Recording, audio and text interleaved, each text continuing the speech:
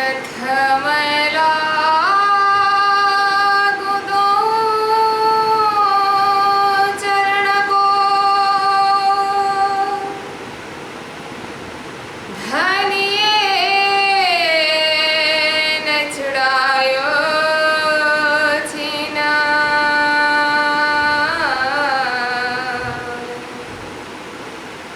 लांक तले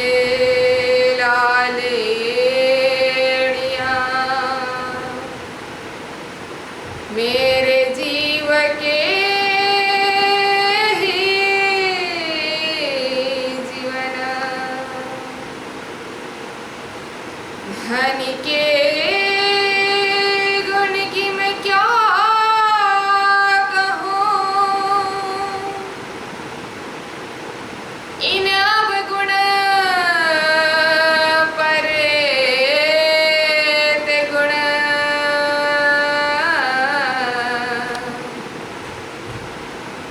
महमत कहे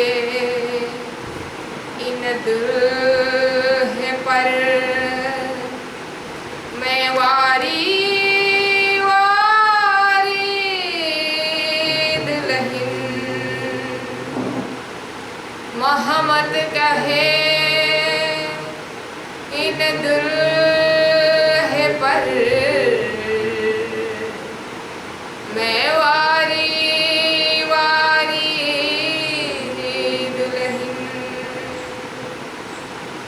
आनंद कंदम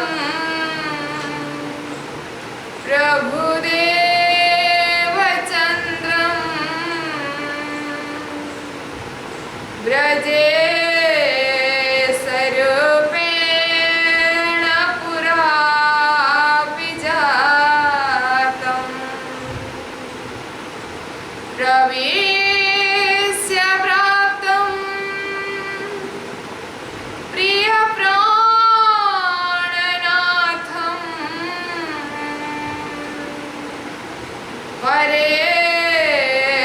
परेशपूर्णं सततं नमामि। ब्रह्मा प्रिया जागरणाय जात,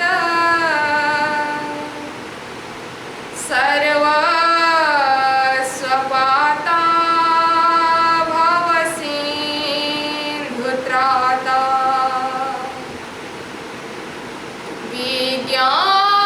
विज्ञानदाता निज धर्मधाता, दिन एक बंधु शरणं प्रपद्ये, दिन एक बंधु शरणं प्रपद्ये।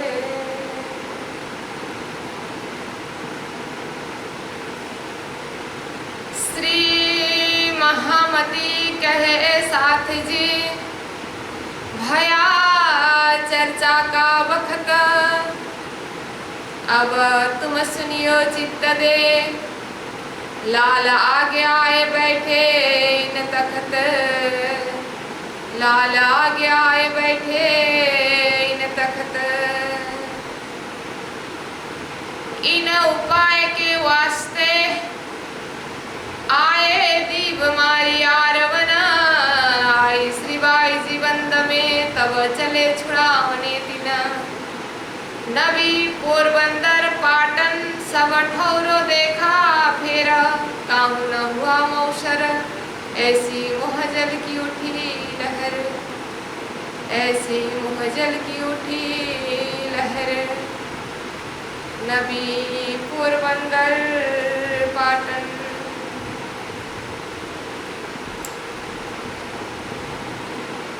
साक्षात परात्पर परमात्मा धाम धनी प्राणाभार राश्यमजी श्रीमद बितक साहेब परम पूजनीय परमादरणीय गुरु जी श्री कृष्ण प्रणामी साधनालय के सभी सदस्यगण, साधनालय परिवार, साथ ही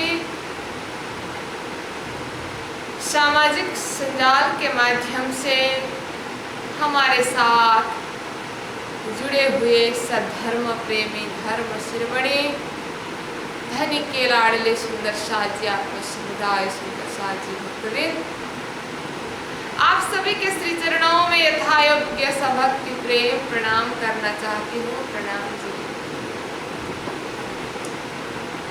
परमादरणीय सुंदर साथ जी,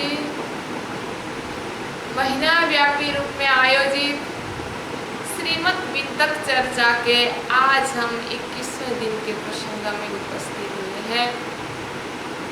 हम श्रवण कर रहे थे महामती स्वामी श्री प्राणनाथ जी बार बार माया के साथ युद्ध करते करते जब आखिरी युद्ध में जब गति मति हरण हो गया है, माया ने पूरा अपना ताकत जब माया दिखाने लगी, तो उसके बाद अब माया से कैसे भी हो जीत नहीं पाएंगे, तो माया से जीतने के लिए एक उपाय अपनाया कि माया से युद्ध करके नहीं, अब माया से भाग करके ही माया को जीतेंगे करके वहां से भाग करके अब पूरी तरह से धर्म के कार्य में लगे हैं, जागने के कार्य में लगे हैं। सद्गुरु महाराज को जो वचन दिया था वो वचन पालन करने के लिए अब आगे बढ़ रहे हैं। विक्रम संवत 1722 में दीपबंदर पहुंचे और दीपबंदर में सोए हुए सुंदर साथ को जागृत कराया।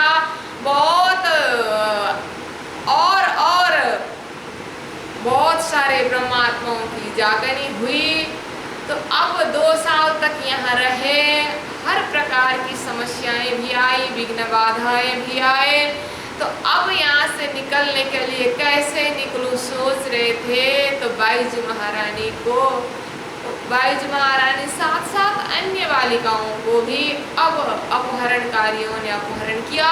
तो अब इन लोगों को छुड़ाने के लिए प्राणनाथ जी दीपबंदर से आगे बढ़ते हैं। अब आज के प्रसंग में हम आगे बढ़ते हैं। तो लालदास महाराज जी कहते हैं अब दीपबंदर से आगे निकले प्राणनाथ जी, नवी बंदर, पोरबंदर, पाटन, सब तरफ देखा, सब तरफ गए और कहाँ ले गए इन लोगों ने बाईजू महारानियों को। तो ये सब सूत्र ढूंढते ढूंढते गए, काहू न हुआ मौसर, कहीं भी सुराग नहीं मिल रहा है, कहाँ पहुंचा है, कहाँ क्या कर रहे हैं, कैसी अवस्था में है। तो ऐसी मोहजद की उठी लहर। इस समय में अब बहुत ज़्यादा सुंदर साथ भी दुखी है, प्राणनाथ जी को भी बहुत दुख हो रहा है कि इतनी छोटी छोटी कन्याएं हैं सब, अब ये कहाँ पहुँचे, किस हाल में है, अरबियों ने किस ढंग से रखा है इनको, कोई सुराग नहीं मिल रहा है। तो अब ढूंढ रहे हैं, विभिन्न स्थान में जाते हैं। अब यहाँ से फिर कच्छ जाते हैं, वहाँ भी सुंदर साथ देते हैं, मड़ई बंदर में जाते हैं, विभिन्न स्थान में जाते हैं। प्राणनाथ जी जहाँ कहीं भी जाते हैं चर्चा कथा सुनाते हैं। प्राणनाथ जी की विशेषता है कहीं भी जाते हैं वो चुप होकर के नहीं बैठते हैं, वो उनकी विशेषता है। जिस तरह से एक दीपक को कहीं भी ले जा करके रखें हमेशा वो प्रकाश देता ही रहता है, इसी तरह से प्राणनाथ जी कहीं भी पहुँचे उनका स्वतः स्वभाव है, वो कथा चर्चा सुनाते रहते हैं, भक्तजन सुनते रहते हैं। 2-4 लोग इकट्ठा हुए, वहीं कथा प्रवचन शुरू हुआ।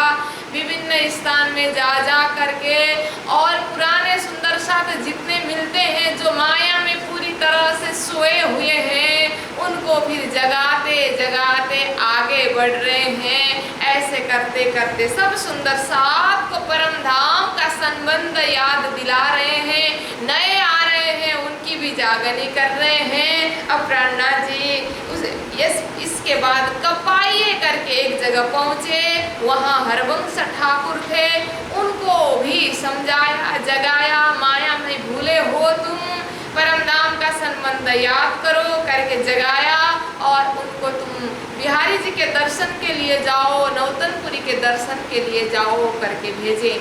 जितने भी पुराने सुंदर साथ हैं उन लोगों को नौतनपुरी दर्शन के लिए भेज रहे हैं, गुरुपुत्र बिहारी जी के शरण में जाओ कह रहे हैं।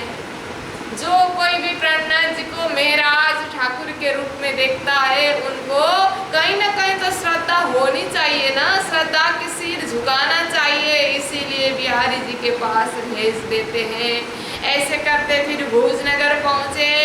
गुरु हरिदास जी के पुत्र वृंदावन रहते थे, उनसे मिलकर के फिर वहाँ पर भी कथा चर्चा शुरू हुई।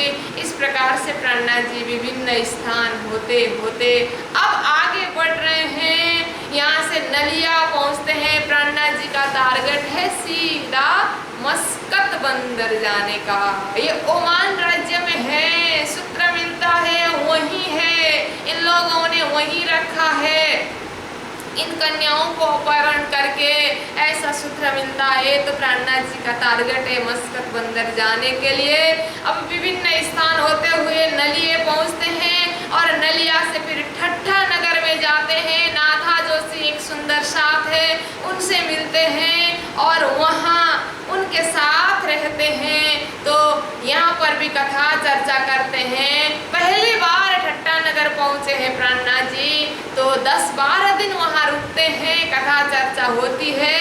तो उसके बाद अब ठट्ठा नगर से मस्कत बंदर जाने के लिए लाठी बंदर पहुँचते हैं। तो लाठी बंदर है बंदरगाह, वहाँ लाठी बंदर जाकर के जहाज में बैठ करके मस्कत बंदर जाना है। ठट्ठा नगर से डायरेक्ट जहाज में नहीं बैठ सकते, ठट्ठा नगर से लाठी बंदर जा करके जहाज में बैठ करके मस्कत जाना है।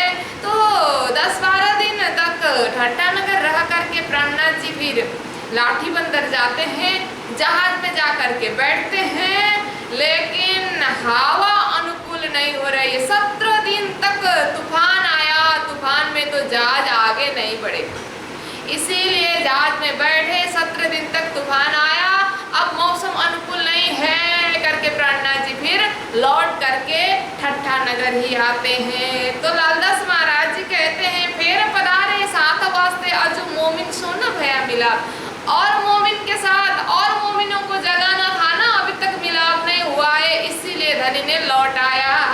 प्राणनाथ जी लौटते हैं। ध्यान देना सुंदर सा जी, याद करना कि प्राणनाथ जी कपाइये नलिये होते हुए ठट्ठा नगर पहले बार पहुँचे। नाथा जैसे सुंदर साथ थे, उनसे मिले, कथा चर्चा हुई, 10-12 दिन रुके। उसके बाद मस्कत बंदर जाने के लिए प्रस्थान करते हैं। लाठी बंदर जाकर के जहाज में बैठते हैं। तूफान 17 दिन तक आता है, नहीं जा पाते हैं। फिर दोबारा दूसरी बार ठट्ठा नगर पहुँचते हैं। अब इस बार पहुँचते हैं तो देखना कैसे कैसे सुंदर साथ की जागनी होती है। प्राणनाथ जी लौट करके आ गए। लाठी बंदर से पता चला तो फिर नाथा जोशी दौड़ करके मिलने के लिए गए और अपने घर में ला करके पधरावनी की। अब प्राणनाथ जी फिर कथा चर्चा सुनाने लगे ठट्ठा नगर। प्राणनाथ जी कथा चर्चा सुना रहे हैं, लोग मंत्रमुग्ध होकर के सुन रहे हैं। बहुत बड़ी चर्चा होने लगी, बहुत आनंद हुआ, जोश में सुनाते हैं और बहुत सारे लोग कथा चर्चा सुनने के लिए आते हैं। शहर में हल्ला हो गया है, शोर पड़ा शहर में। एक साध आया ठट्टे में, एक नया साधु आए हैं ठट्टा नगर में। जो कोई भी कथा चर्चा सुनना चाहते हो जाओ, बहुत आनंद आ रहा है करके हल्ला हो गया है। अब सारे लोग दर्शन करने आते हैं, कथा चर्चा सुनने आते हैं। ऐसे ऐसे करके प्राणनाथ जी चर्चा सुना रहे हैं, चर्चा का लहर बढ़ रहा है। तो प्राणनाथ जी ने पूछा वहाँ कि यहाँ एक स्थानीय भी होता है ना, कौन से संप्रदाय वाले ज्यादा हैं, यहाँ के के लोगों के गुरु कौन है, सारे लोग किसके शिष्य है, किसके कौन सा संप्रदाय, कौन से इष्ट और कौन से गुरु के तरफ आस्था है करके प्राणनाथ जी ने लोगों से पूछा तो पता चला कि वहाँ एक कबीरपंथी चिंतामणि करके एक साधु है, उनके बहुत सारे शिष्य मंडली है, उन्होंने एक आश्रम खोल करके बैठे हैं और ज्यादातर लोग कबीरपंथी है, उनके ही शिष्य है करके पता चला। तो प्राणनाथ जी ने विचार किया कि अब कबीरपंथी है तो कबीर साहब तो बहुत ऊपर की बात करने वाले हैं, कबीर साहब का ज्ञान तो बहुत ऊपर का है, इसीलिए विचार किया कि चिंतामणि से मिलेंगे। सुने साधु चिंतामणि रहे कबीर के धर्म, कहा कि जदीदार तिनका देखे चर्चा उनके मरम, उनके चर्चा सुनने जाएंगे, देखेंगे कैसी चर्चा करते हैं करके प्राणनाथ जी ने सोचा। और प्राणनाथ जी स्वयं गए चिंतामणि के साथ मिलने के लिए, घरों गए, उनके दिनसों करी मुलाकात, देखते ही सुख पाया, वह करने लगा बात। प्राणनाथ जी पहुंच गए और चिंतामणि भी एक साधु और एक साधु स्वयं चल करके अपने पास आए हैं मिलने के लिए। तो चिंतामणि भी बहुत खुश हो गए और स्वागत करने लगे और बात करने लगे और बात पूछने लगे, कहाँ से आए साधु तुम, कहाँ से आप पधारे हो, आप ज्ञानी हो, महापुरुष हो, साधु हो, ऐसा लग रहा है, आप कहाँ से आए हैं करके पूछे। तो प्राणनाथ जी कहते हैं हम तो परदेश से आए, आपका बहुत बड़ा नाम सुना इस शहर में, इसीलिए आपसे मिलने के लिए आए करके बताते हैं। तो अब चिंतामणि कहते हैं कितने काम से आए हैं, चर्चा सुनने आए हैं या सुनाने आए हैं, चर्चा करो हमसे कि तुम हमको सुनाओ जो कुछ ज्यादा आवे तुमको, या तो आप मेरी बात सुनिए, मेरी चर्चा सुनिए, या तो आप मुझे सुनाइए, मेरे से कुछ ज्यादा आता है तो आप मुझे सुनाइए करके कहने लगे। जो देने आए हो तो देओ, लेने आए हो तो देवे हम, स्पष्टवादी है, कोई बात इधर उधर नहीं है, सीधी बात पर आ गए हैं। देने आए हो तो दो, लेने आए तो हम देंगे, क्यों आए हो, किस मकसद से आए हो बताओ करके सुनाने लगे। प्राणनाथ जी कहते हैं आपका बहुत बड़ा नाम सुना इसीलिए चर्चा सुनने आए हैं, आप कुछ सुनाइए। तो अब कहने लगे कहिए, अगर आप मेरे से सुनना चाहते हैं तो कहिए आप क्या चाहते हैं, कहो तो चतुर्भुज का दिखाऊं तुम्हें दर्शन, कि कहो ज्योतिष स्वरूप का, कैसे स्नाक सहस्रपन, आप कहोगे तो मैं अभी के अभी आपको चतुर्भुजी भगवान का दर्शन करा देता हूँ। देखना चाहते हैं या तो ज्योतिष स्वरूप का दर्शन करना चाहते हैं आप, ज्योतिष स्वरूप जिन्होंने पूरा ब्रह्मांड की सृष्टि की है वो ज्योतिष स्वरूप का दर्शन करना चाहते हैं, या तो सहस्त्र फण वाले शेषनाग का दर्शन करना चाहते हैं तो भी हम करा देते हैं कि झिलमिल अनहद ये सब दिखावे हम, या तो झिलमिल तारा देखना चाहते हो तो भी दिखा देंगे, अनहद नाद सुनना चाहते हो तो भी सुना देंगे, ना तो तुम हमको दिखाओ जो कुछ पावे हो तुम, नहीं तो आप मुझे दिखाइए जो कुछ दिखाना आता है आपको करके उसने प्राणनाथ जी को कहा। तब श्री जी ने कहा हम लेने आए वस्त, हमको तुम बता दो ये है हमारा कष्ट। देखिए मैं आपसे कुछ ज्ञान लेने के लिए आया हूँ, मैं आपके चमत्कार को नमस्कार करने के लिए नहीं आया हूँ। आपके पास जो ज्ञान है, आप कबीरपंथी हो, कबीर साहब ने जो ज्ञान बताया है, जो मार्ग दिखाया है, वो ज्ञान आप हमें बताओ, हम ज्ञान लेने आए हैं। जो कुछ तुमको कहो सुग्रे तुम्हारे वचन तिनका निर्णय कर दो, दिल को करो रोशन।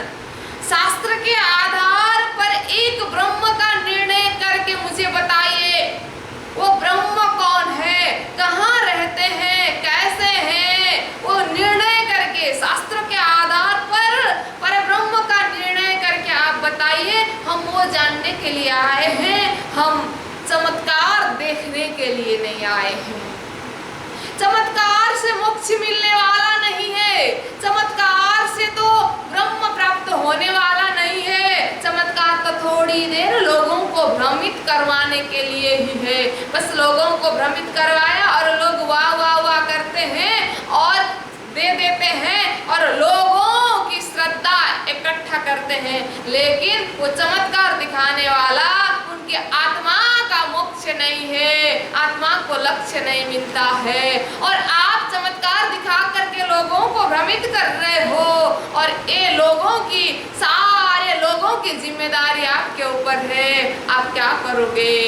अंत में जाकर के इन सब की जिम्मा आपके सिर पर आएगी, क्योंकि आपके ऊपर इनकी श्रद्धा है। चमत्कार से तो मोक्ष मिलने वाला नहीं है। मोक्ष के लिए, परमात्मा प्राप्ति के लिए तो ज्ञान जरूरत है। ज्ञान से भी नहीं होता है, केवल ज्ञान से ही नहीं, ज्ञान में प्रेम भक्ति की जरूरत हो जाती है। भक्ति में ताकत चाहिए, भक्ति रूपी ताकत चाहिए परमात्मा प्राप्त करने के लिए। ज्ञान होना जरूरी है, ज्ञान के द्वारा प्रेम प्रकट होना जरूरी है, भक्ति प्रकट होना है, नहीं तो परमात्मा प्राप्त नहीं कर सकते।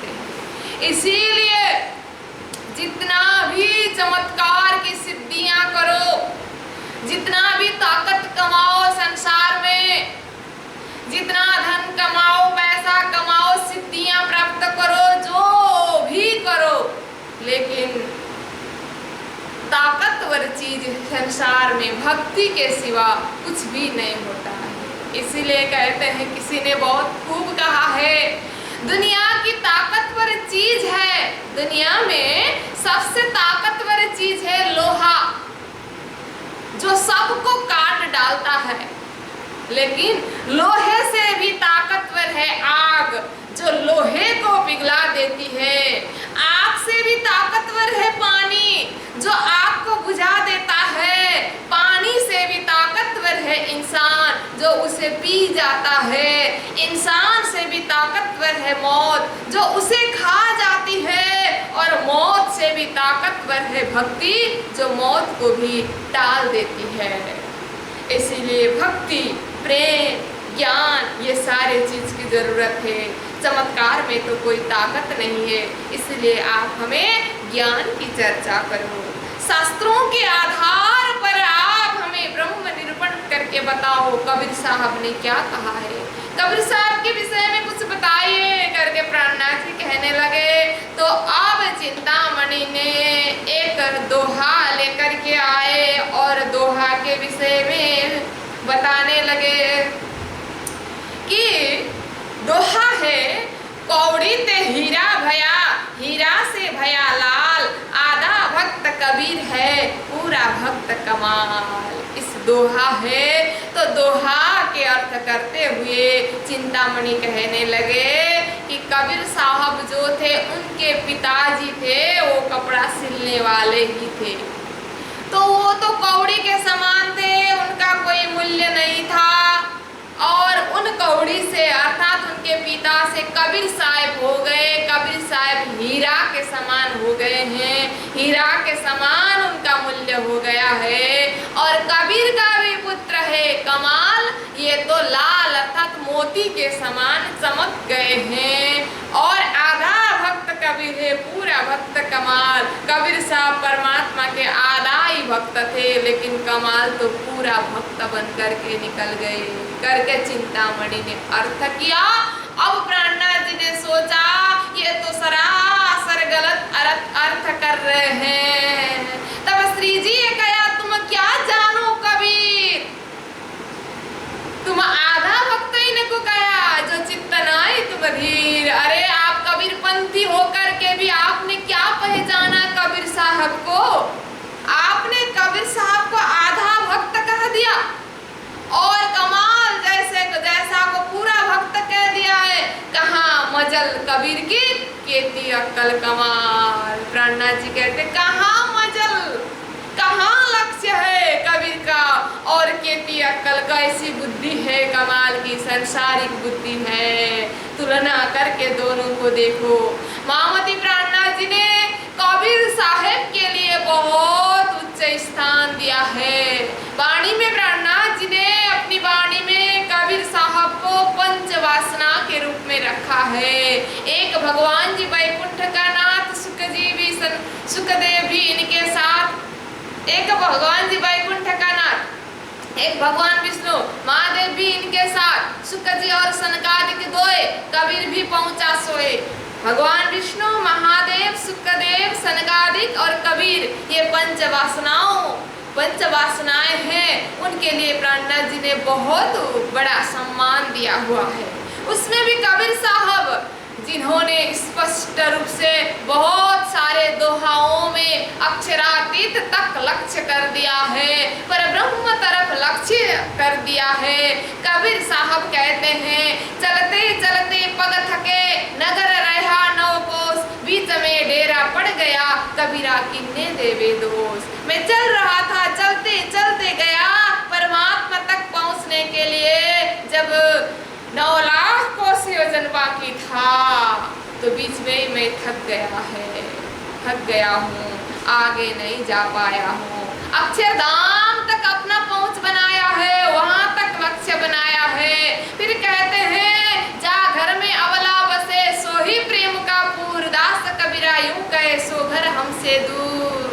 जिस घर में प्रिय आत्माएं बैठी है ना, वो घर मेरे से दूर है, वहाँ प्रेम का लहर चलता है, लेकिन मैं वहाँ नहीं पहुँच पाता हूँ करके कबीर साहब ने परम धाम के लिए संकेत किया है। हद हद सब कोई गया, बेहद गया न कोई, हद बेहद के बीच में रहा कबीरा सोए। हद में तो सब पहुँच गए हैं, बेहद में कोई नहीं पहुँचा है, मैं कबीर तो बीच में ही रह गया है। इस तरह से कबीर साहब ने प्रेम का महत्व बहुत ज्यादा गाया है। कबीर कबीर क्या करो चल देख जमुना के तीर, एक गोपी के प्रेम में बह गए कोट कबीर। अपने भक्तों को कहते हैं, तुम लोग कबीर कबीर करके मेरे पीछे क्या लगते हो, मैं जैसे तो करोड़ों कबीर एक गोपी के प्रेम में बह जाते हैं, क्योंकि कबीर साहब का ज्ञान का ही मजर था, ज्ञान ही था। ज्ञान को तो हमेशा प्रेम के आगे बहना ही पड़ता है, झुकना ही पड़ता है। इसीलिए कबीर साहब का पहुंच जहाँ भी हो, उन्होंने परब्रह्म का लक्ष्य कर दिया है, स्पष्ट रूप में कर दिया है। इसलिए प्राणनाथ जी ने कबीर साहब का स्थान बहुत ऊंचा दिखाया है। तो यहाँ पर कहते हैं प्राणनाथ जी, कबीर जैसे को तुमने आधा भक्त कहा, इस दोहा का अर्थ तुमने उल्टा कर दिया, सुनो मैं सुना देता हूँ। अब प्राणनाथ जी सही अर्थ करने लगे हैं कि कौड़ी ते हीरा भया, हीरा से भया लाख। कबीर साहब के पिताजी कपड़ा सिलने वाले काम करते थे, कपड़ा सिलते थे, तो उन्होंने कबीर साहब को भी वही कार्य सिखाया। लेकिन कबीर साहब वो कार्य करते थे, लेकिन आधा दिन ही माया का कार्य अर्थात कपड़ा सिलने का कार्य करते थे। और उनके पिता को कौड़ी समान कहा, और कौड़ी का तो कोई मूल्य नहीं है, कौड़ी से हीरा भया, कबीर साहब को हीरा कहा, क्योंकि कबीर साहब के पिताजी के पास कैंची और सुई धागा दोनों था, क्योंकि कपड़ा सिलते थे ना लोगों का कपड़ा, और कैंची से कपड़ा काटना पड़ता था और उसको फिर सुई धागा से सिलना पड़ता था। लेकिन कबीर साहब ने कभी काटने का काम नहीं किया, उनके पास कैंची नहीं था, वो केवल सिलते थे, लोगों के पुराने कपड़े सिलते थे। तो कबीर साहब को ये आशय था कि कैंची हमेशा काटने का काम करता है, मैं समाज में कभी काटने का काम नहीं करता, मैं समाज को काटने का काम नहीं करता, मैं जोड़ने का काम करता हूँ, मैं सुई और धागे का काम करता हूँ। सुई और धागा हमेशा जोड़ता है और कैंची काटता है। इसीलिए कबीर के पिताजी के तुलना में कबीर साहब का मूल्य बढ़ गया है। उन्होंने हमेशा सिलने अर्थात जोड़ने का काम किया। कपड़ा तो माध्यम है। उन्होंने समाज को जोड़ने का काम किया, उन्होंने भक्तों को जोड़ने का काम किया, परमात्मा के साथ जोड़ने का काम किया, इसीलिए उनका मूल्य ज्यादा हुआ। तो कौड़ी थे हीरा और हीरा से लाल। अब कबीर के पुत्र कमाल है, कमाल की अक्ल बिल्कुल भी नहीं। अब प्रणनाथ जी कहानी सुनाते हैं। कबीर साहब कपड़ा सिलने का काम करते थे। नदी किनारे एक छोटी झोपड़ी थी, वहां बैठते थे और आधा दिन में 12 बजे तक आधा दिन वो माया का काम करते थे, क्योंकि पेट पालना ही है। आधा दिन तक माया का काम करते थे और आधा दिन भजन भक्ति में अपना जीवन लगाते थे। पूरा दिन उन्होंने माया का काम नहीं किया। तो ऐसे करते करते लोगों के पुराने कपड़े इकट्ठा करते थे और सिलते थे 12 बजे तक, और उसके बाद भजन भक्ति में लगते थे। और उनके ही पुत्र थे कमाल, वो भी पिताजी के ही पास झोपड़ी में रहते थे। एक दिन कबीर साहब को सत्संग के लिए कहीं बाहर जाना पड़ा। तो बेटा तो छोटा था, उन्होंने कमाल को कहा तुम रहो अकेले, मैं कुछ दिन में सत्संग करके आता हूँ। बेचारा कमाल अकेला क्या करता है, ऐसे ही भूख भी लगी बहुत जोर से, ऐसे ही घूमने जा रहा था। राज बगीचा में पहुंच गया, बहुत सारे फल लगे थे। वहां पहुंचा तो उस बगीचे में उस वहां का राजा का लड़का राजकुमार घुड़सवार के लिए आया था। तो वहां एक ही उम्र के 2 लड़के हो गए। तो राजकुमार ने देखा और ये लड़का कपड़े भी अच्छे नहीं है, एकदम दुबला पतला है। पूछा आप कौन हो? तो मैं कमाल हूँ। तो आपके कपड़े ऐसे गंदे क्यों है? सारी बात कबीर कमाल ने बताया कि हमारे पास धन नहीं है, हमारे पिताजी ऐसे काम करते हैं, ये सब बात हुई। तो कल भी आकर के मिलना। फिर दोनों मिलने लगे, धीरे धीरे दोनों की दोस्ती बढ़ती गई। तो एक दिन कमाल को उस राजकुमार ने अपने राजभवन घुमाने के लिए ले गया और सब राजभवन देख करके कमाल तो दंग रह गया। और फिर दूसरे दिन राजकुमार कमाल के झुपड़ी में आया देखने के लिए। जब झुपड़ी की दशा देखी बहुत दुख लगा राजकुमार को। मेरा दोस्त मेरे राज्य में ऐसा है, ऐसी दशा है इसकी। एक छोटी सी झुपड़ी है, संपत्ति के नाम में एक पुराना कपड़ा सिलने का मशीन है और 2-4 कपड़े टंगे हुए हैं, वो भी दूसरों के हैं, सिलने के लिए लाए हुए हैं। ये सब देख करके राजकुमार ने अपने पिताजी से जाकर के अर्जी की। तो पिताजी ने चलो बेटा की इच्छा है करके 9 ऊंट में जितना भी कर आता था, सामान आता था, उस समय का कमाल को दे दिया। और कमाल के लिए उस जगह में एक सुंदर महल बना दिया। अब वहाँ कमाल आराम से रहने लगा। समय बीतता गया। एक दिन कबीर साहब सत्संग पूरा करके बाहर से लौटे तो अपनी छोटी झुपड़ी नहीं है, देखा। तो कबीर जोर से चिल्लाने लगा, मेरा बेटा कहाँ गया? मेरा छोटा सा झुपड़ी जो है घर था, जहाँ मैं परमात्मा का भजन किया करता था, किसने तोड़ दिया? करके कबीर चिल्लाने लगे। तो महल के अंदर से कमाल बाहर आता है और कहता है पिताजी अब हमारा दुख का दिन गया, ये महल हमारा है, आइए अब वो झोपड़ी में रहने की जरूरत नहीं है, हम महल में रहते हैं करके कहा। तो कबीर साहब को आश्चर्य लगा, बेटा ये सब कैसे हुआ करके कहा। तो कमाल ने सारी कहानी बताई। तो उस समय में कबीर कहते हैं धिक्कार बेटा तुम्हारी बुद्धि को, धिक्कार हो।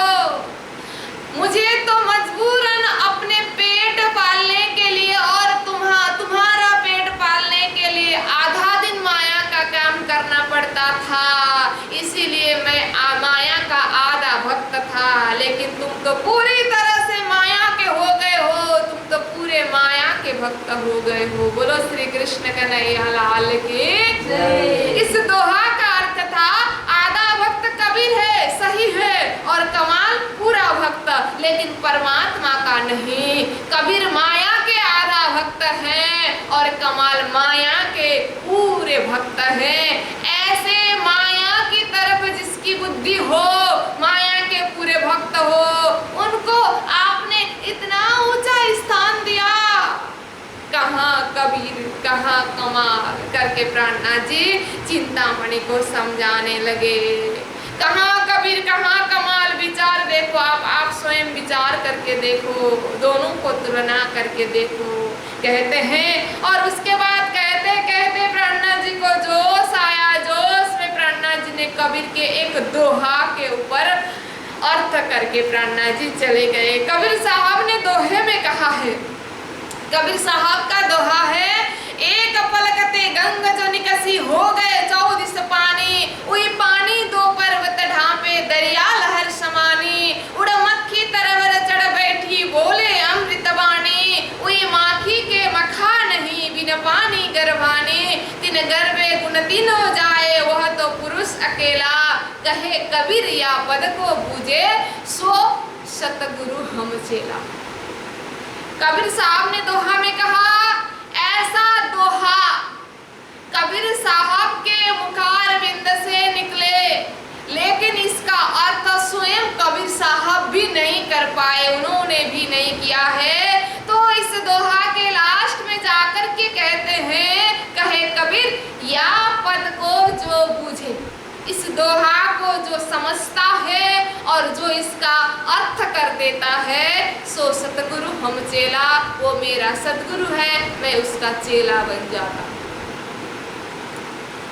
दोहा तो बोले लेकिन अर्थ उनके द्वारा नहीं हुआ, क्योंकि ये पंचवासना में थे ना, इनके मुखारविंद से परब्रह्म ने ही ये बात कहलाए हैं, कहलाए धनी के जोश। ऐसे शास्त्रों में बहुत सारी बातें हैं जिसके लिए जिसका अर्थ खोलने के लिए स्वयं परब्रह्म ही आए हैं। कथी परंपरा में भी मोहम्मद को जितना भी खुदा ने सुनाया था, लास्ट में 30,000 में स्वयं आके कहूंगा कहा था। शास्त्रों में भी हम सुनते हैं 4 मुख से 4 वेद आए ब्रह्मा जी के, 5वां सिर कट गया है, क्योंकि 5वां वेद कहने के लिए स्वयं परब्रह्म आएंगे। परमात्मा ने स्वयं आकर के कहने के लिए बहुत सारी बात रखे हैं। कबीर साहब कहते हैं इसका अर्थ मेरे से खुला नहीं है, कबीर के द्वारा कहलाया गया है, जो इसका अर्थ खुलेगा वो मेरा सतगुरु है, मैं चेला हूँ करके कहा है। तो प्राणनाथ जी ये दोहा खोल करके, ये दोहा जब कहने लगे, दोहा का अर्थ खोल करके समझाने लगे। कबीर साहब ने कहा है ना, एक पलकते गंग जो निकसे, इसका अर्थ है ये सृष्टि कैसे बनी है, इसका अर्थ है एक पलक, अक्षर के एक पलक से मोह रूपी सागर, गंगा मतलब नदी, सागर प्रकट हो गया है एक पल से, ज्यादा समय नहीं लगा है। उनमें सन्निवेशाभ्यम ब्रह्मांड प्रलय, एक पलक में करोड़ों ब्रह्मांड बनते हैं, मिट जाते हैं। नैन के पाव पल में इशारत कई कोट ब्रह्मांड उपजत खपत, एक पलक में ही इशारा से ही करोड़ों ब्रह्मांड उत्पन्न होते हैं, नाश होते हैं। कोटि ब्रह्मांड नजर में आवे, छिन में देख के पल में उड़ावे। अक्षर के ऐसे एक पलते गंग जो निकसे, गंग मतलब नदी, नींद रूपी सागर, मोह जल, पानी मोह का सागर निकल गया है और हो गए 14 पानी, चारों तरफ मोह जल हो गया है। अब इस मोह रूपी पानी ने क्या किया, वही पानी 2 पर्वत ढांपे, उस पानी ने, मोह सागर ने 2 बहुत बड़े बड़े पर्वत को ढक दिया।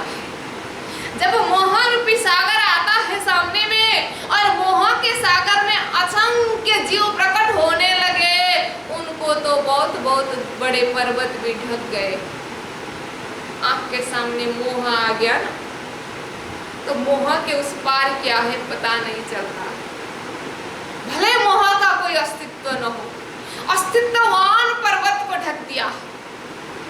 एक छोटा सा तिनका आंख के सामने में रख देंगे तो सामने में पहाड़ हो तो भी ढक जाता, लेकिन इस तिनका को दूर ले जाएंगे, पहाड़ में ही चिपका देंगे तो तिनका हट जाता है।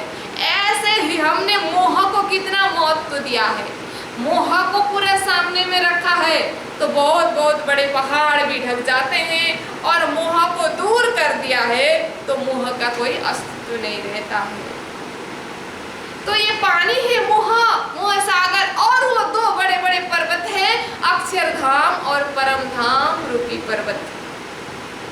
मोह सागर ने मोह के जीवों के नजर में अक्षरधाम और परमधाम ढक दिया है, दो पर्वत ढांपी और दरिया लहर समानी। ये दरिया सागर, ये मोह सागर के लहर ऐसे हैं कि काम क्रोध लोभ मोह ऐसे ऐसे लहर उठा करते हैं और वहीं समा जाते हैं, वहीं से उठते हैं, वहीं मिल जाते हैं।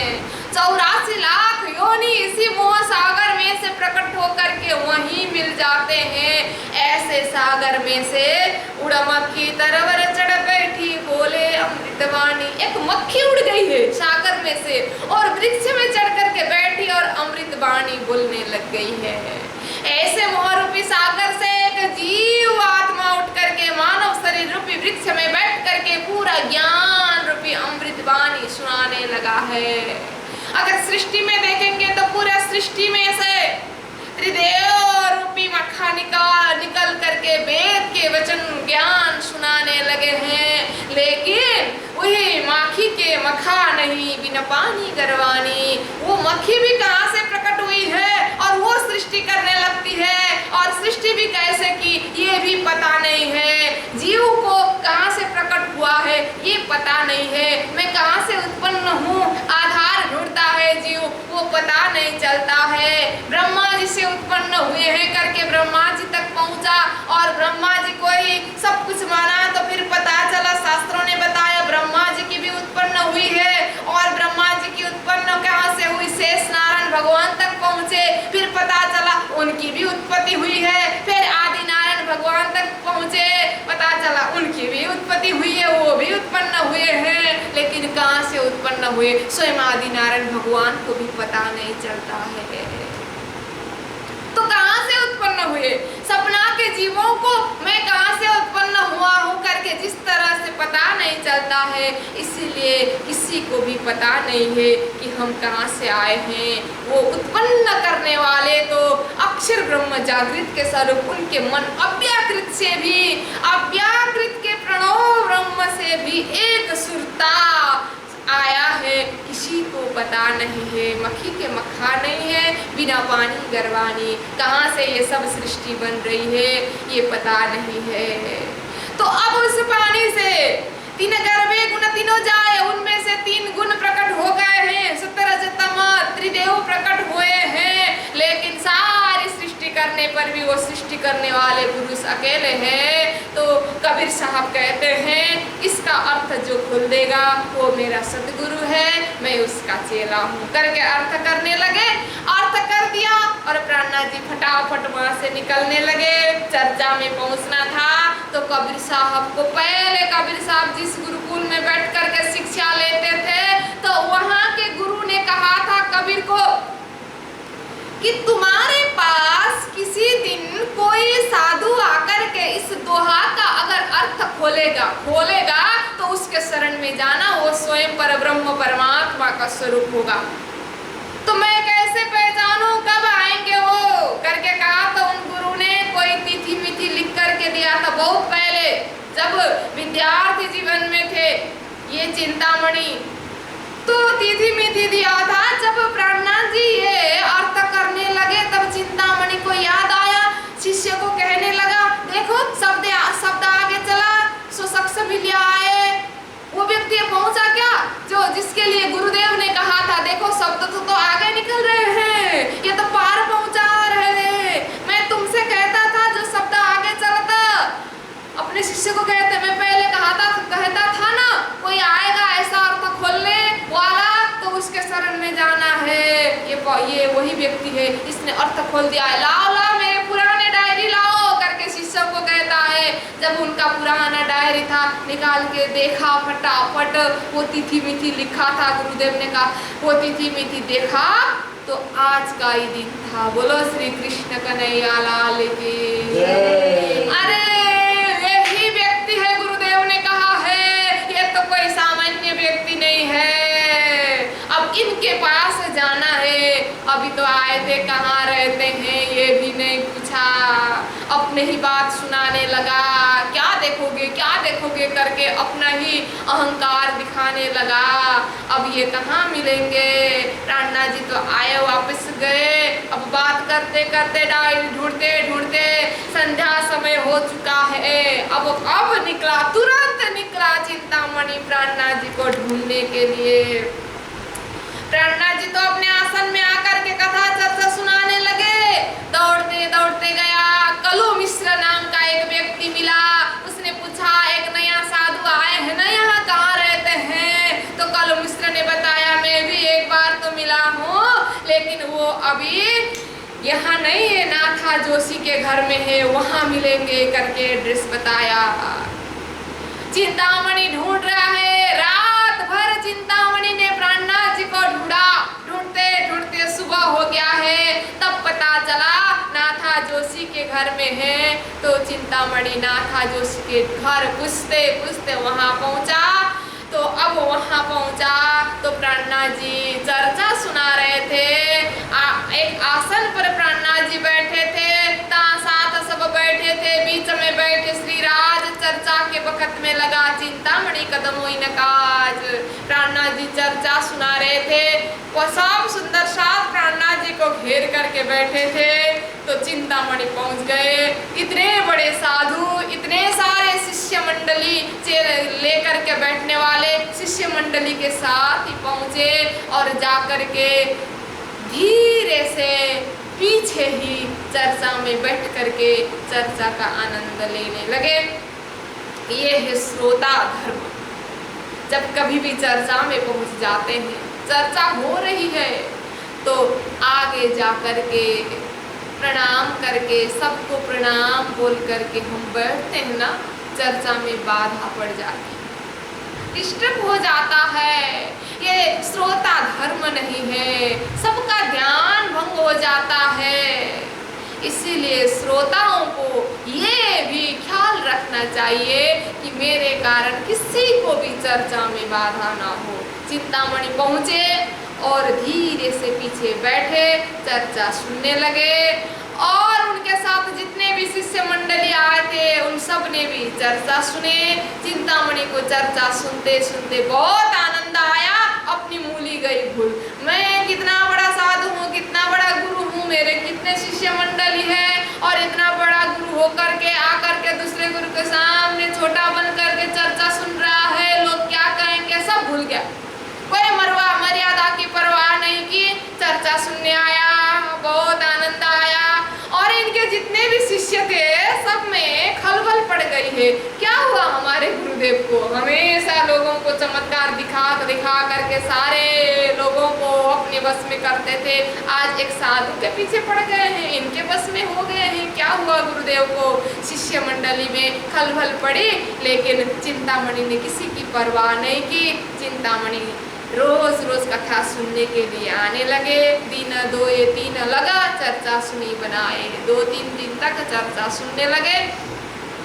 अब चिंतामणि चर्चा सुनने लगे, आते थे शिष्य मंडली के साथ में। वो तो उनको तो चर्चा में आनंद आता था, लेकिन शिष्यों ने सोचा गुरुदेव जा रहे हैं, उनके तो गुरु है ना, तो चर्चा के सुनने के लिए आते थे। तो शिष्य लोग इतना बड़ा आसन भी साथ लेकर के आते थे चिंतामणि को बिठाने के लिए, और कथा मंडप में आते थे और गुरु के लिए आसन लगा देते थे, और चिंतामणि आसन में बैठ करके चर्चा सुनते थे। चर्चा तो सुन रहे हैं, फिर भी ये कहीं अहंकार है, वो तो जाता नहीं है इतना जल्दी। तो फिर प्राणनाथ जी ने विचार किया, 2-3 दिन तो हो ही गया, चर्चा सुन रहे हैं, तो अब 2-4 बात खंडन ही कर देंगे, क्योंकि गुरु का धर्म है ना, शिष्य का विकार को दूर करना है। कोई भी विकार है तो वो विकार को दूर करना ये गुरु का धर्म है। विकार हटा करके निर्मल करना पड़ता है उसको। इसीलिए विचार किया कि अब थोड़ा बहुत खंडन ही कर देंगे, देखेंगे क्या होगा। अंकुर है तो आ जाएगा, नहीं है तो भाग जाएगा, और क्या होगा देखेंगे। तो एक दिन प्राणनाथ जी चर्चा सुना रहे थे तो खंडनी भली बात सो देखत सात सबना। प्राणनाथ जी ने धीरे धीरे कथा में प्रसंग ला करके चिंतामणि की खंडनी कर दी। कितने लोग ऐसे अहंकार में लेकर के बैठे हैं कि लोगों को चमत्कार दिखा दिखा करके भुलाते हैं। ज्ञानवान कुछ नहीं है, लेकिन लोगों को चमत्कार में भुला देते हैं। ये चमत्कार से तो कुछ प्राप्त होने वाला नहीं है। साधु कहर कही करामता, ये दुनिया तितराचे झूठी दृष्टि बांधी झूठ सो दाते दिल न लगत क्यों ये साचे। ये चमत्कार को तो कहर कहा है कहर, लेकिन दुनिया उधर ही मस्त रहती है।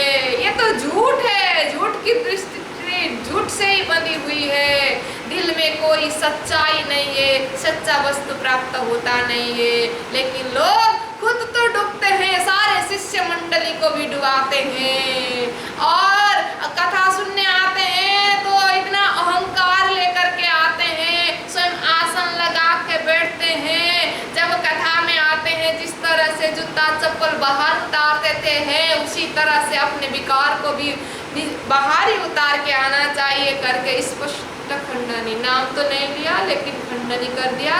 लोगों को पता चला ये चिंतामणि के लिए ही कहा। सबको पता चल गया है, सब सुंदर साथ को भी पता चला, चिंतामणि को भी पता चला। तो अब देखना चिंतामणि गुस्सा करेगा या क्या करेगा, क्योंकि चर्चा में बहुत आनंद आ रहा है लेकिन खंडनी हो गई। तो जब चर्चा पूरी हो गई तब चिंतामणि छाने का या शर्म राखी प्राणनाथ जी से आकर के धीरे से कहता है, छाने मतलब कान में आकर के धीरे से कहा कि थोड़ा शर्म रख देना, मेरा इज्जत बचा देना। एकांत मोसों कहो जानो तैसी खंडनी, पर मेरे सेवकों में शर्म राखो जाना अपन। एकांत में आपका ही हूँ, मैं आपके शरण में आया हूँ, इसीलिए एकांत में आप जैसे चाहो वैसे खंडनी करना, मेरी मुझे बताना, मेरी खंडनी कर सकते हैं। लेकिन मेरे सब शिष्य मंडली है ना, उन शिष्य मंडली के सामने में अपना जान करके मेरा इज्जत बचा देना करके प्राणनाथ जी से कहा। ये बीमारी चिंतामणि की नहीं है, सबकी बीमारी है। अगर मेरी गलती थी तो मुझे अकेले बताते, इतने लोगों के सामने में बताने का क्या मतलब है, क्यों बताना है? लोगों के सामने में बता दिया, बेइज्जत नहीं हुई, बदनाम नहीं होती है। हमारा स्वभाव भी वही है ना, चिंतामणि नहीं है, हमारी भी तक है। तो कहने लगे कि इज्जत बचा देना। तब प्राणनाथ जी ने कहा ठीक है, तुम जैसा कहोगे हम वैसा ही कर देंगे, तुम्हारा इज्जत रख देंगे करके कहा। चिंतामणि शाम को घर गया। अब प्राणनाथ जी के मुखारविंद से बाणी उतरने लगी। किरंतन के 3 प्रकरण उतर जाते हैं। सुनो रे सत्य के बंजारे, एक बात को समझाई। हे सत्य के व्यापारी, सत्य के व्यापार करने वाले, अर्थात आत्मा परमात्मा के विषय में लोगों को समझाने वाले सत्य के व्यापारी, सुनो एक बात सुनो। एक आग यूं छोटी बुझाई, क्यों दूजी मोटी लगाई। छोटी आग बुझाया लेकिन और संसार घर परिवार मोह तो त्यागा, लेकिन उसी के अभिमान अहंकार लेकर के बैठे हो। अहंकार को छोड़ो, ये डुबाने वाला है। अब छोड़ो रे मान गुमान, ज्ञान को यही खान बड़ी भाई। एक डारी त्यों दूजी भी डारो, जलाए त्यों चतुराई। प्राणनाथ जी कहते हैं ये मान गुमान सब छोड़ो, ये अहंकार को छोड़ो, ये सब डुबाने वाले हैं। इसीलिए जब तक अहंकार अभिमान रहता है तब तक भक्त कभी भी लक्ष्य तक नहीं पहुंच सकता है। शास्त्रों ने भी कहा है, अभिमानम सुरापानम गौरवम रौरवम व्रजेत, प्रतिष्ठा सुकरी विष्टा तस्मात् एतत्त्रयम् त्यजेत्। अभिमान जो करता है ना, जब अपने हृदय में अभिमान आता है शराब पीने का ही समान है। शराब तो नहीं पीते लेकिन अभिमान उसके समान ही बताया है। और गौरवम रौरवम व्रजेत, जब हम गौरव चाहते हैं, अपने आप को किसी चीज पर गौरव करते हैं ना, वो भी अहम का अभिमान है एक प्रकार का, वो तो रौरवम व्रजेत, उसको तो नरक के समान माना गया है। और प्रतिष्ठा सुतरी विष्टा, बहुत भयंकर कहा है यहाँ तो। ये प्रतिष्ठा चाहते हैं तो ये तो बहुत बुरा है, सुअर के विष्टा समान है, ये तो डुबाने वाला है।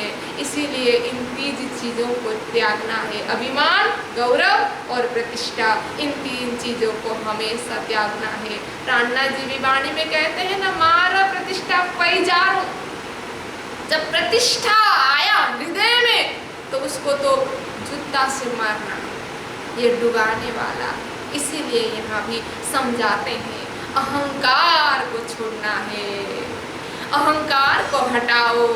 हे भाई रे बेहद के बंजारे, बेहद के भाई व्यापार करने वाले, सबसे पहले ये अहंकार को त्यागो।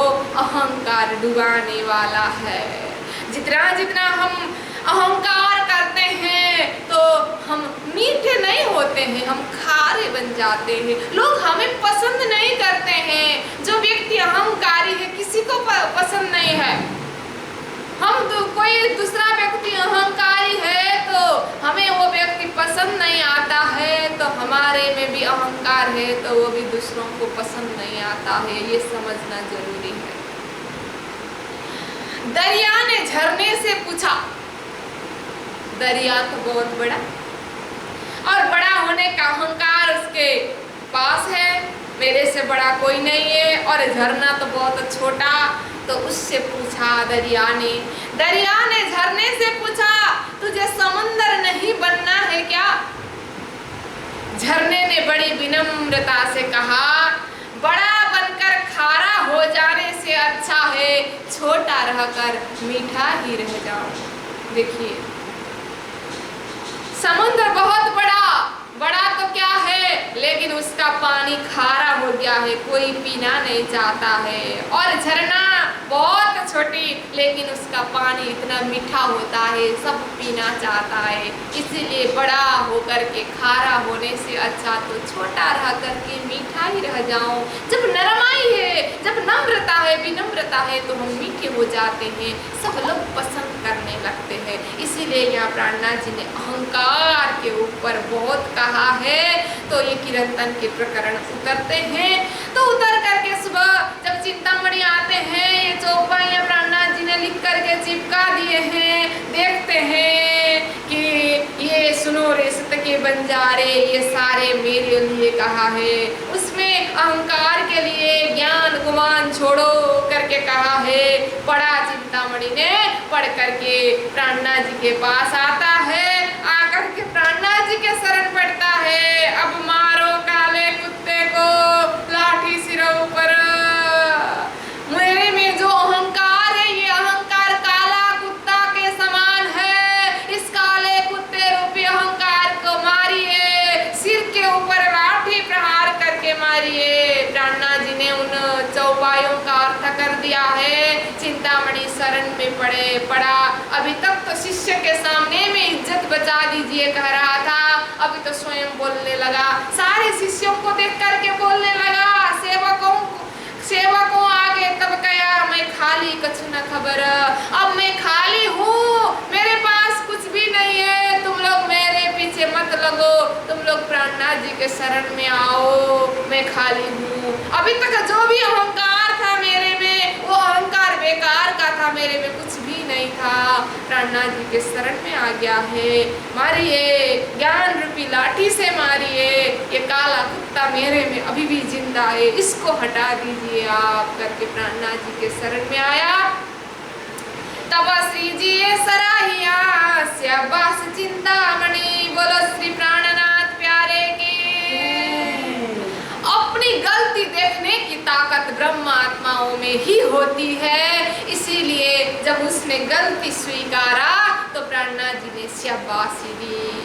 देखिए, बीतक में प्राणनाथ जी 3 जने को शाबाशी देते हैं, अगर पूरा भी तक पढ़ेंगे तो पता चल जाएगा।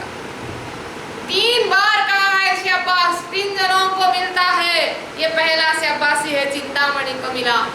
धीरे धीरे देखते जाएंगे कहाँ कहाँ शाबाशी मिलता है। नहीं तो आप लोग स्वयं भी तक पाठ करके ढूंढिए कहाँ कहाँ किन किन को प्राणनाथ जी ने शाबाश दिया है। ये पहला शाबाश है, हर किसी को शाबाशी मिलने वाली नहीं है। प्राणनाथ जी ने चिंतामणि को कहा, शाबाश चिंतामणि, पाई तेरी शब्द को सुकन मोमिन। ये शब्द तो मोमिन ही कह सकता है, तुम मोमिन हो। अब फिर प्रकरण उतरता है, हो मेरी वासना तुम चलो गम के पार, हो मेरी वासना अगम पार पार पार, ताहा है तेरो करार। प्राणनाथ जी के मुखार बिंद से उतरी, हो मेरी वासना तुम चलो अगम के पार। तुम अगम के पार के हो, तुम यहाँ के नहीं हो। शाबाश दे करके चिंतामणि की अंतर आत्मा जग गई है, अंदर की परात्मा जग जाती है। अब उसी समय में कहा श्री तारतम इनको सब सेवकों समेत प्राणनाथ जी ने चिंतामणि को तारतम मंत्र दे करके जागरण किया, और उनके शिष्य मंडली थे वो सब भी आ गए प्राणनाथ जी के शरण में। सबकी जागरणी हो गई, और उसके बाद परहेज कराया 4 बात का परहेज कराया। ये 4 बात कबूल करना। एक, हराम खाया मांस को, मांस मछली सेवन मत करना, ये हराम है। दूसरा, हराम शराब बिल्कुल भी मत पीना। तीसरा, औरत वीरानी तजे, पर स्त्री को माँ की दर्जा देना, पर स्त्री में बुरी नजर मत लगाना।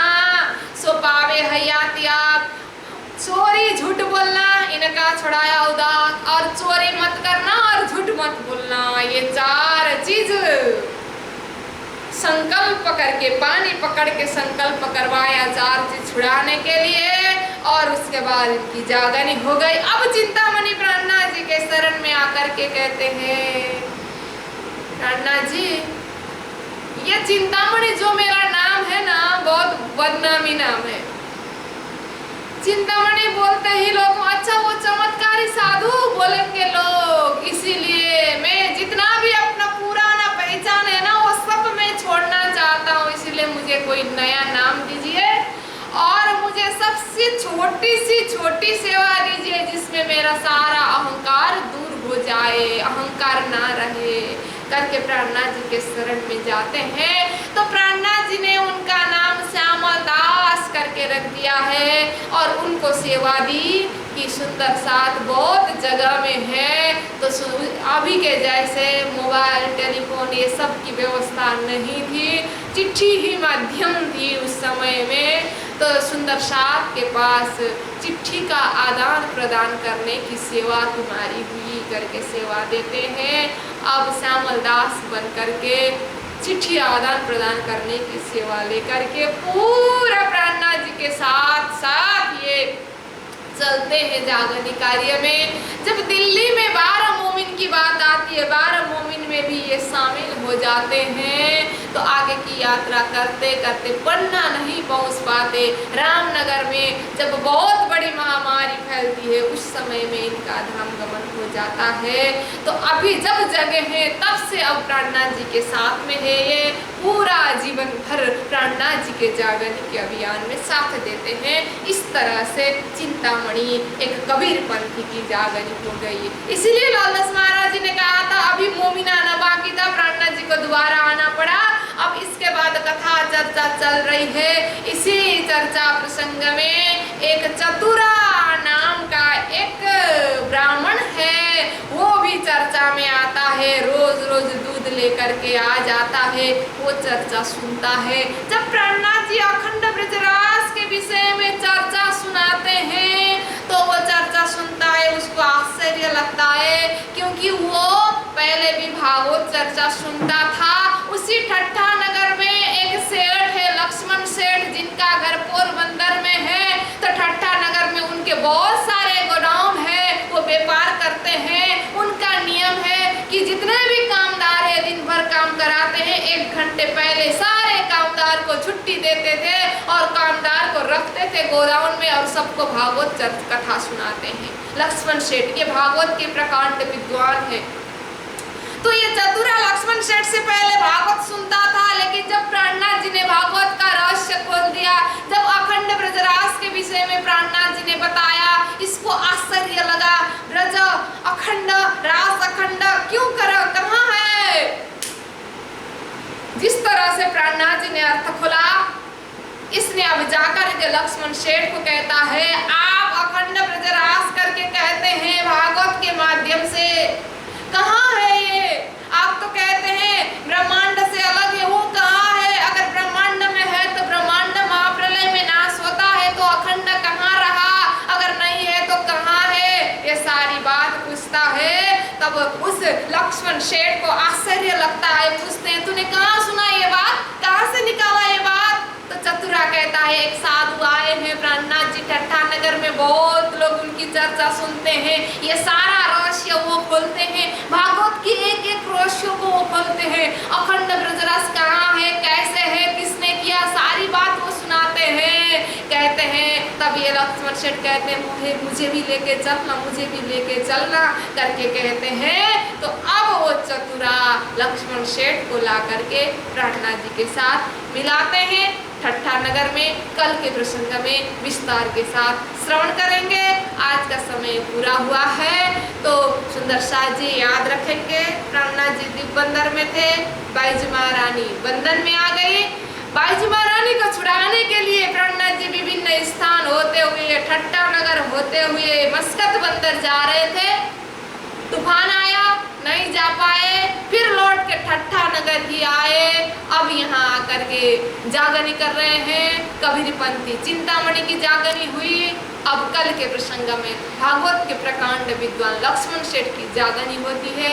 ये प्रसंग हम कल के प्रसंग में श्रवण करेंगे। आज के प्रसंग को चौपाई दोहराते दोहराते विराम देंगे। बोलो श्री प्राणनाथ प्यारे की जय। श्री महामति कहे साथ जी, महामति कहे साथ जी, ए ठट्ठे की बिताक, ए ठट्ठे की बिताक, ए मेहरा सयो पर करी, ए मेहरा सयो पर करी, साहेब सुभानुल हक, साहेब सुभानुल हक, साहेब सुभानुल हक, साहेब सुभानुल हक। बोलो श्री प्राणनाथ प्यारे की जय।